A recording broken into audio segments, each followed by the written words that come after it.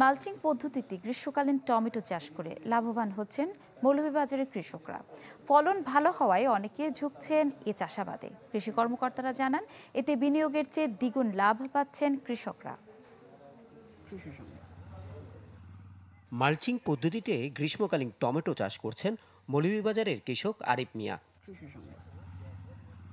৮ বিঘা জমি থেকে প্রতিদিন সংগ্রহ করছেন ১ থেকে ১.৫ মণ টমেটো। পাইকারিতেই বিক্রি করছেন ৮০ থেকে ৯০ টাকা কেজি। আশা প্রায় ৮ লাখ টাকা খরচ করে লাভ হবে দ্বিগুণ। পাইকারি বাজার বিক্রি করতেছি, তো আমরা আসলে খুচরা বিক্রি করে লাভবান হলামও। এখানে ৮ থেকে ১০ লক্ষ টাকা খরচ হয়েছে।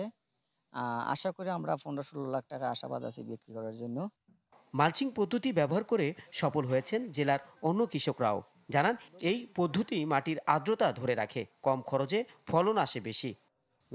ফাঁকার পরে ওরা ফাইরিয়া এখানে প্যাকেট করিয়া পরে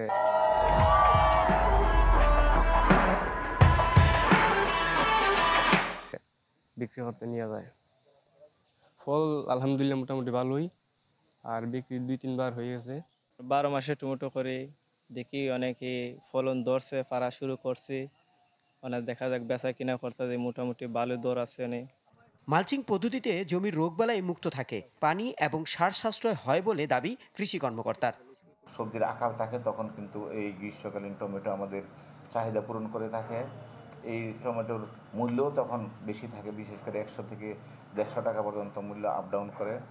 এই টমেটো আমাদের স্থানীয় চাহিদা মিটিয়ে ঢাকা সহ বাংলাদেশের বিভিন্ন স্থানে রপ্তানি হচ্ছে, কৃষক লাভবান হচ্ছে এবং তারা যা ইনভেস্ট করে তার কিন্তু দ্বিগুণ লাভ হচ্ছে। আমরা দেখেছি যে বিঘা প্রতি কোনো ক্ষেত্রে কৃষক ১.৫ লক্ষ টাকা ২ লক্ষ টাকা পর্যন্ত তারা লাভ পাচ্ছে।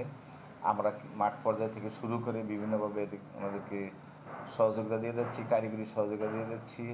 জেলায় ১৫০ হেক্টর জমিতে উচ্চ ফলনশীল টমেটোর চাষাবাদ হয়েছে। হেক্টর প্রতি উৎপাদন ২০ টন। টেক্স রিপোর্ট, চ্যানেল 24।